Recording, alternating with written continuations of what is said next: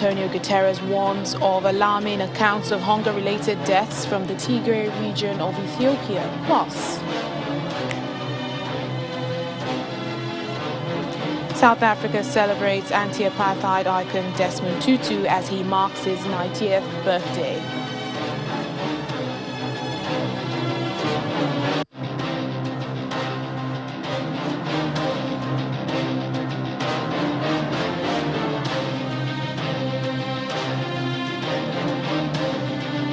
Hello and welcome to the program. I'm Layo Adegoke. We begin in Guinea, where the military leader has named former civil servant Mohamed Bergouvi as prime minister to oversee transition to civilian rule following last month's coup. The 68-year-old is an expert in agricultural finance that is related to Diallo Tellier, who's a former Guinean diplomat who served as the first Secretary General of the Organization of African Unity. His appointment was announced in a decree that was read publicly. The leader of the coup, Colonel Mamadi Doumbouya, who is now interim president, has been barred from contesting in future elections. Burkina Faso's President Roch Marc Christian Kabore on Wednesday reshuffled the country's military leadership amid the rising terrorist attacks in the country. In a statement read on state TV, the president named Colonel Major Ouedraogo Gilbert as the new head of army. Colonel Major Some Vinta was named as the new deputy head of the army, while Colonel Ouedraogo Suleimane is the new head of the Air Force. Burkina Faso has seen an escalation in jihadist violence since 2015, which has displaced more than 1 million people. Some 20 soldiers were killed last week in the north-central province of Samantenga.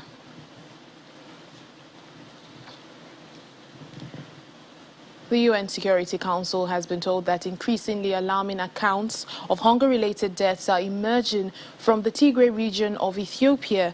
UN Secretary General Antonio Guterres says life-saving humanitarian efforts are being crippled in that region. He's now appealing to the Ethiopian government to allow the unhindered movement of desperately needed supplies to the region after nearly a year of conflict. Mr. Guterres describes Ethiopia's decision last week to expel 7 UN officials as disturbing and unprecedented. And enable our work with the urgent and immense humanitarian crisis that demands immediate attention. All efforts should be squarely focused on saving lives and avoiding a massive human tragedy. This makes last Thursday's announcement by the government of Ethiopia to expel 7 senior UN officials, most of them humanitarian staff, particularly disturbing. This unprecedented expulsion should be a matter of deep concern for us all, as it relates to the core of relations between the UN and member states. I urge the government to allow the unrestricted movement of desperately needed fuel, cash, communications equipment and humanitarian supplies into all the regions in need. And I appeal to all members of the Security Council to do all they can to support these calls and to unify behind the efforts of the United Nations and its partners in Ethiopia. It was not our primary course of action. In multiple occasions, we explained our concern to UN officials. On July 8, 2021, the Deputy Prime Minister and Foreign Minister of Ethiopia wrote a letter to the UN Secretariat explaining in great details the misconducts of the UN staff that require corrective measures. We also summoned some individuals and warned them to halt their misconduct. Nevertheless, the transgression continued unabated. The misuse, illicit transfer and destabilizing accumulation of small arms and light weapons and their ammunition remain a defining factor in undermining peace and security at all levels globally. Now that's according to the High Representative for Disarmament Affairs, Izumi Nakamitsu, who says it's a deeply aggravated situation, especially for vulnerable populations that are already suffering from conflict. The misuse, illicit transfer, and destabilizing accumulation of small arms and light weapons and their ammunition remain defining factor in undermining peace and security at the national, regional, and global levels. and have deeply aggravated situations for vulnerable populations already suffering from conflict. Inadequately maintained stockpiles of weapons and ammunition constitute serious humanitarian hazards and are a known source of weapons diversion, which negatively impacts peace and security beyond conflict and post-conflict settings. Children continue to bear the brunt of armed conflict, often enabled and prolonged by the widespread availability of weapons. Thus, all small arms and light weapons control initiatives should be carried out with due attention to their potential impacts on children's rights and vice versa. We are seeing a shift of weapon purchases, in particular their parts and components, through the darknet and through online platforms, resulting in a significant increase in the use of postal and courier services to traffic these items, making detection and criminal investigations of the illicit transfer more difficult. People in Africa are welcoming the historic announcements that children across much of the continent are to be vaccinated against malaria. The vaccine, called RTSS, was proven effective 6 years ago after more than a century of research. The World Health Organization says the vaccine should be rolled out across sub-Saharan Africa and also in areas with moderate to high malaria transmission. The WHO Regional Director for Africa, Matshidiso Moeti, says this offers a glimmer of hope for the continent. We've long hoped for an effective malaria vaccine, and now for the first time ever, we have such a vaccine recommended for widespread use. Today's recommendation therefore offers a glimmer of hope for the continent. We expect many more African children will be protected from malaria and grow into healthy and productive adults. I'd like, in my turn, to commend Ghana, Kenya, and Malawi for leading the pilot program for the RTSS vaccine. The same kind of political leadership, multi-sectoral action, and community engagement that we've seen in response to COVID-19 will be vital to drive action to save lives and prevent ill health from malaria. Together, we should accelerate action towards a future free from malaria, and the RTSS vaccine, as part of a comprehensive set of actions, can help us to get there.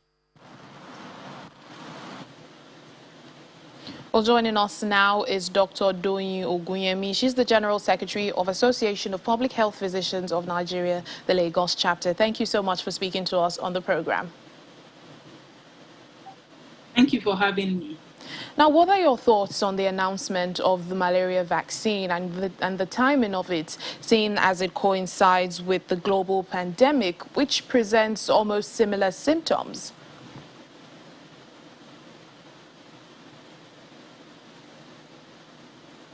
I'll be cautious to make a direct connection between the timing of the malaria vaccine and the COVID vaccine. However, the malaria vaccine there's been work on malaria vaccine for many years now. But one thing is sure, when the COVID vaccine was rolled out less than a year after the COVID struck, there were many criticisms as regards how quick the Western world was ready to work on a COVID vaccine when we had other diseases like malaria plaguing Africa. And so that itself may have contributed to why a lot more interest has gone into the malaria vaccine. But whatever the case, it's a welcome development that we have a malaria vaccine with some hope, you know, that can bring down the mortality that we suffer in Africa from malaria and globally as well. Well, you know, thousands of people have died from malaria already. How much of an impact do you think, you know, this vaccine will have on the African population, even as the disease remains rampant here? So we have to know that the vaccine RTSS is able to cause a reduction in severe cases by only about 30%. So 30% effectiveness is not a great percentage you want to have. You want something that is above 75%. Albeit, it's still going to do a lot because we're not going to be relying on only the vaccine. Other things like our treated nets and indoor residual spraying and all other kinds of preventive methods will have to continue. But if given, in the initial years, it is protective and then it wanes over the years. And since we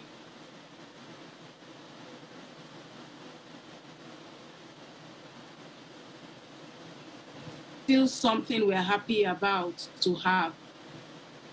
Well, just finally, do you think, there could be other vaccines in the future?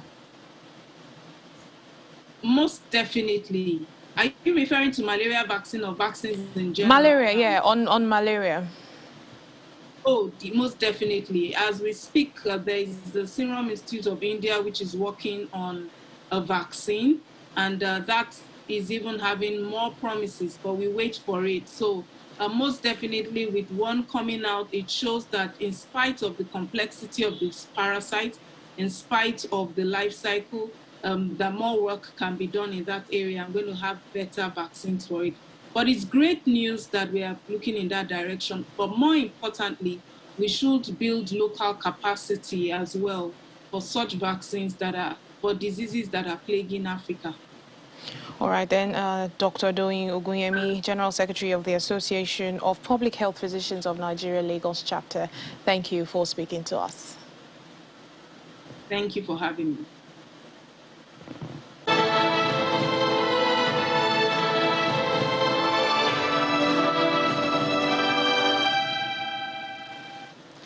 The biotechnology company Moderna says it will build a factory in Africa to produce mRNA vaccines, including its COVID-19 jabs.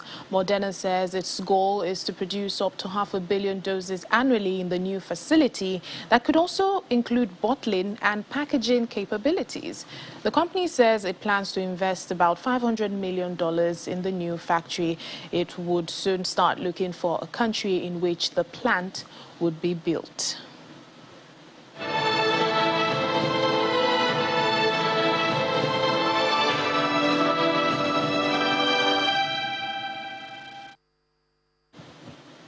Today is International Decent Work Day, but some South African workers' unions are up in arms, demanding a string of things, including a promised 8% wage increase.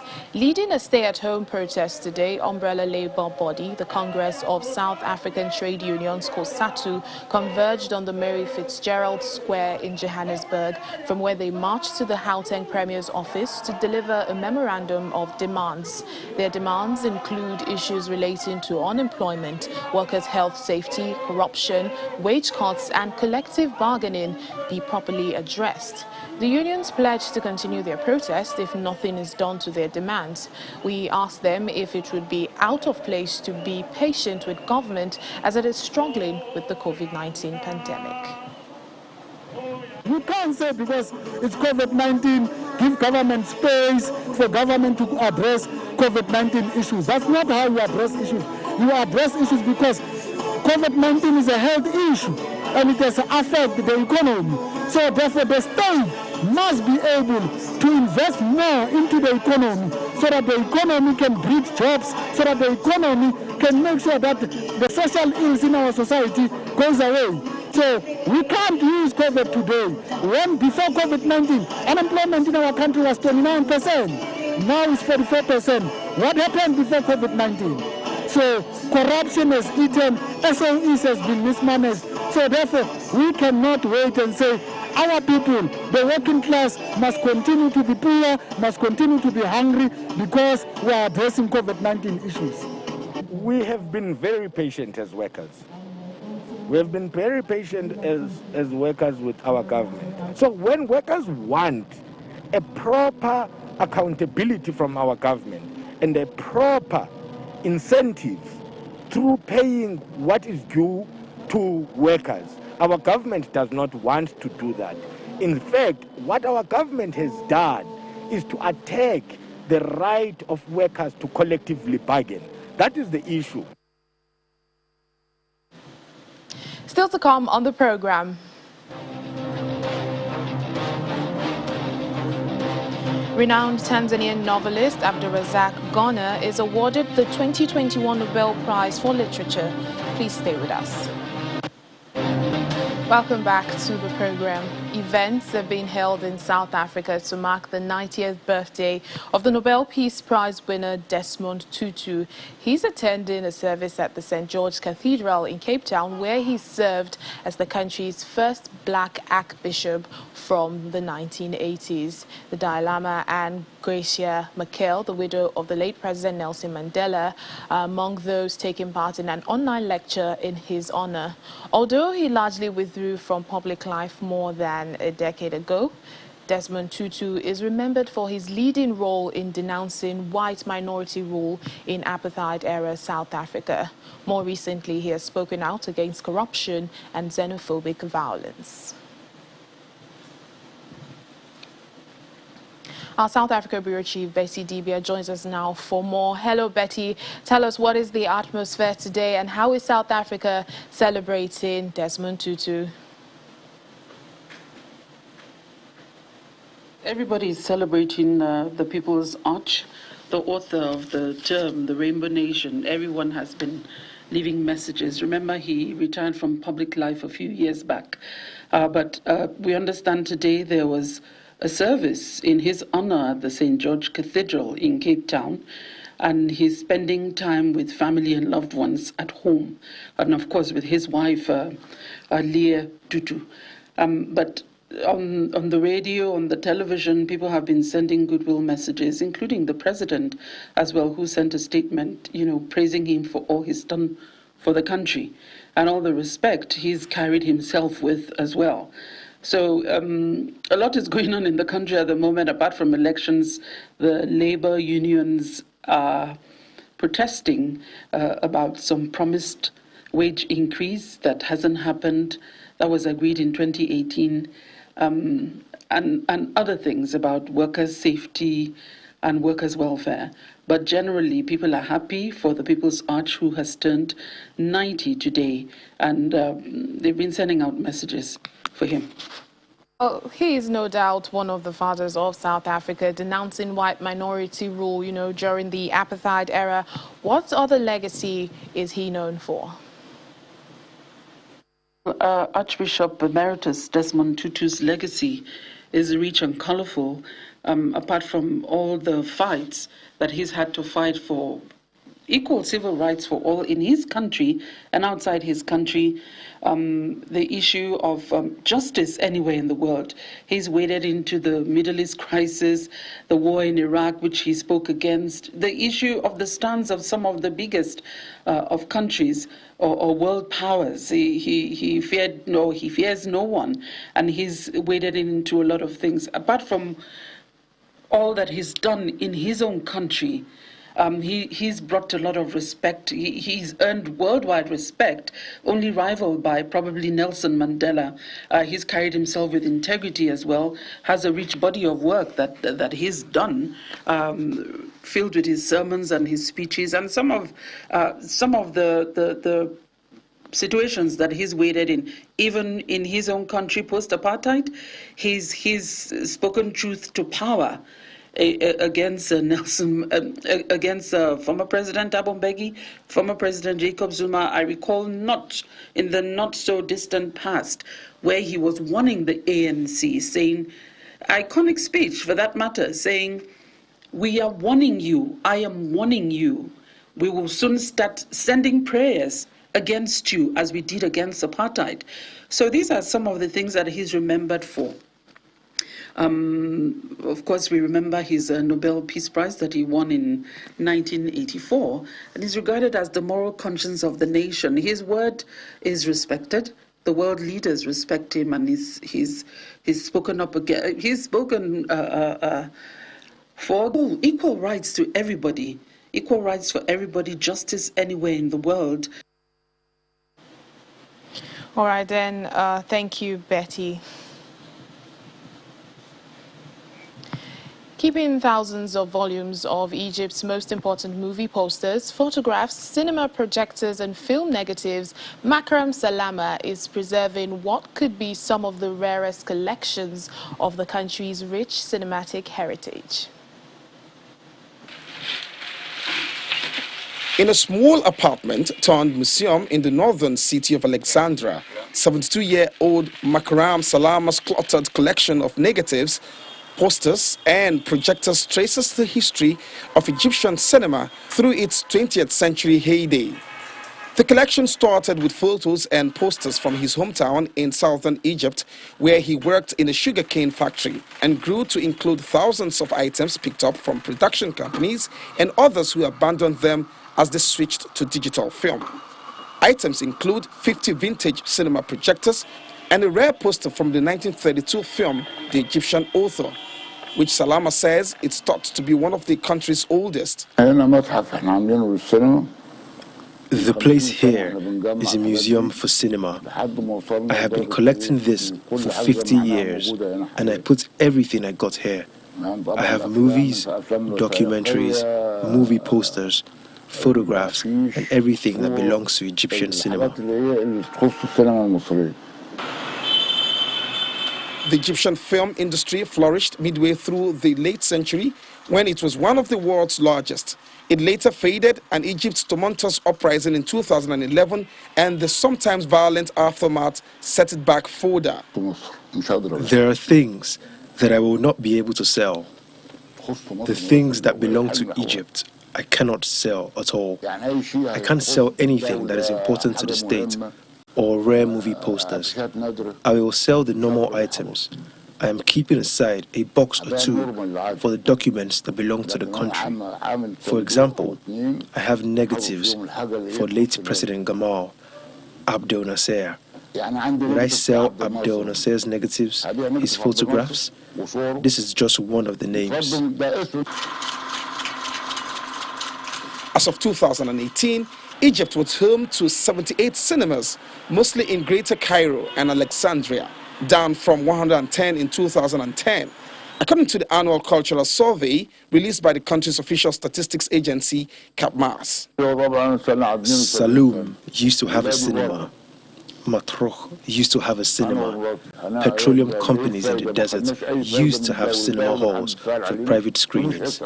All this was a source of income for the government. All this is now gone. I am sad, really sad. Cinema used to be the second most important product for the country after cotton. 10 regions, mostly in southern Egypt, have no cinemas at all, the survey says. Ndakasi is a beloved mountain gorilla that went viral after posing for a relaxed selfie with rangers. She has now died after a long illness, aged 14. She passed away in the arms of one of the rangers who rescued her as a baby, Andre Bauma, at the Gorilla Orphanage in Virunga. That's Africa's oldest national park in the Democratic Republic of Congo. Mr. Bauma rescued her as a 2-month-old in 2007 after poachers killed her parents.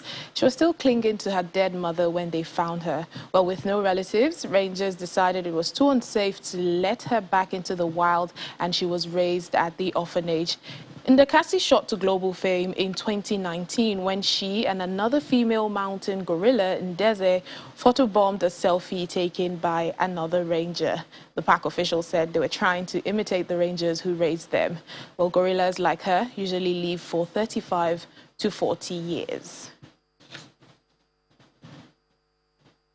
Tanzanian novelist Abdulrazak Ghana says he is surprised and humbled to be awarded the 2021 Nobel Prize for Literature. The Swedish Academy praised Ghana for his uncompromising and compassionate penetration of the effects of colonialism in his books. The prize is awarded by the Swedish Academy and is worth 10 million Swedish crowns. That's $1.14 million. The 73-year-old is the author of 10 novels, including Paradise and Desertion.